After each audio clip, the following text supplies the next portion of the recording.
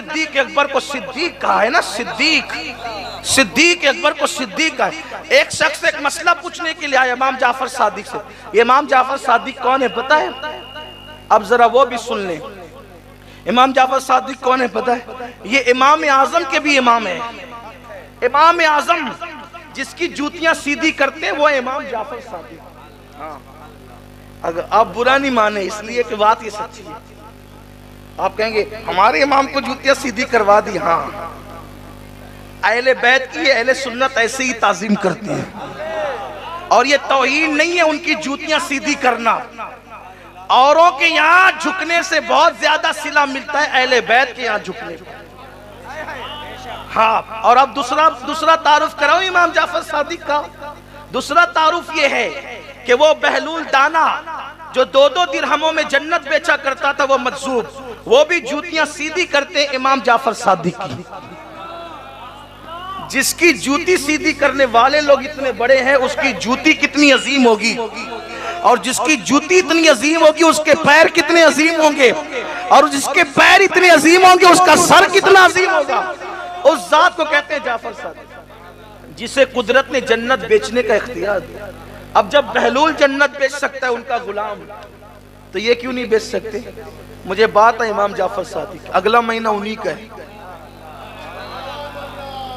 उनका भी महीना आएगा तो लोगों को बड़ी मिर्गी के मर्ज आते हैं। वो ये तो फुला करता है त्योहार के, तुम क्यों करते हो?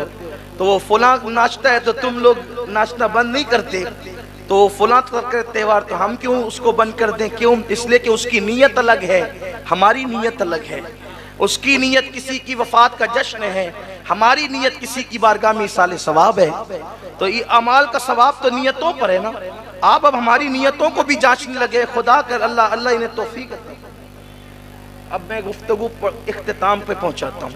अब गुफ्तगू मुकम्मल नहीं करूंगा इख्तिताम को, आप थक ना जाए। मुझसे कहा जा रहा है कि वक्त है बोलें, लेकिन मेरी आदत ये है इससे पहले कि लोग थक जाएं हम अपनी गुफ्तगू मुकम्मल कर लें। लेकिन आप तवज्जो करें, 2-3 बात पढ़ता हूँ, बात मुकम्मल करता हूँ, ध्यान दें।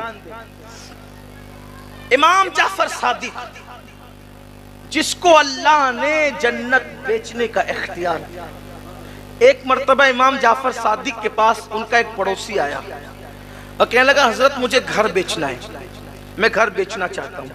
फरमाया ठीक है हमें बेच दो। हजरत कीमत? फरमाया कि यहाँ अगर तुम ये घर मुझे बेच दोगे तो इसके बदले में मैं तुम्हें जन्नत में घर दूंगा।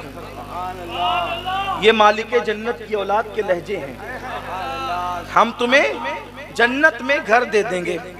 कहा हजरत, लेकिन उस दौर के लोग भी कितने सच्चे सुच्चे थे, अकीदे के अच्छे थे। उन्होंने कहा हजरत दस्तावेज तो तैयार करनी होगी ना, तो आप हमें लिख के दे दें, घर आपका हम लिख के देते, जन्नत हमारी आप लिख के दें। इमाम जाफर सादिक ने लिख दिया, हमने इससे घर लिया, उसके बदले में जन्नत दी। और हज के अय्याम आए, इमाम जाफर सादिक चले गए हज के लिए। कहाँ गए? हज के लिए।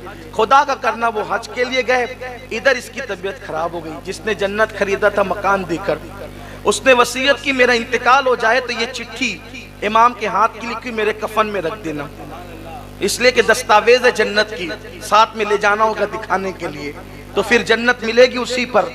अब हुआ इंतकाल, घर वालों ने रख दिया कफन में रख दिया।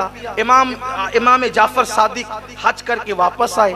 जब हज करके वापस आए तो उसके जो वारिस थे उनकी नीयत खराब हो गई, वो सब के सब चले आए इमाम के पास। कहने लगे वाह साहब आपने तो हमारा घर ले लिया, हमारे घर पे कब्जा कर लिया। इमाम ने फरमाया हमने कब्जा नहीं किया, हमने खरीदा है उसूल के मुताबिक। कहा कितने में खरीदा? कहा पूछो। कहा उसका तो इंतकाल हो गया, हम उसके वारिस है। कहा देखो हमने उसको जन्नत में महल दिया था और यहाँ का घर खरीदा था। तो कहा वो दस्तावेज लिख कर दी थी। कहा लो साहब ये भी कोई सौदे होते हैं, जन्नत में महल दे दिया और यहाँ का घर ले लिया, आपने ले लिया हमारा घर। फरमाया इमाम जाफर सादिक ने सौदा तुमसे नहीं किया था, सौदा जिससे किया था अब जाकर उससे पूछो कि मैं सौदे में सच्चा हूं कि नहीं। कहा लो साहब ये भी कोई बात हुई, वो तो मर के कब्र में चला गया, हम उससे क्या पूछने जाए। फरमाया जाओ तो सही, जाओ तो सही। अल्लाह अकबर का सीरत निगार लिखते, जब वो पहुंचे उसकी कब्र पर तो जो चिट्ठी उन्होंने अपने हाथ से उसके कफन में रखी थी वो चिट्ठी उस कब्र पर पड़ी हुई थी।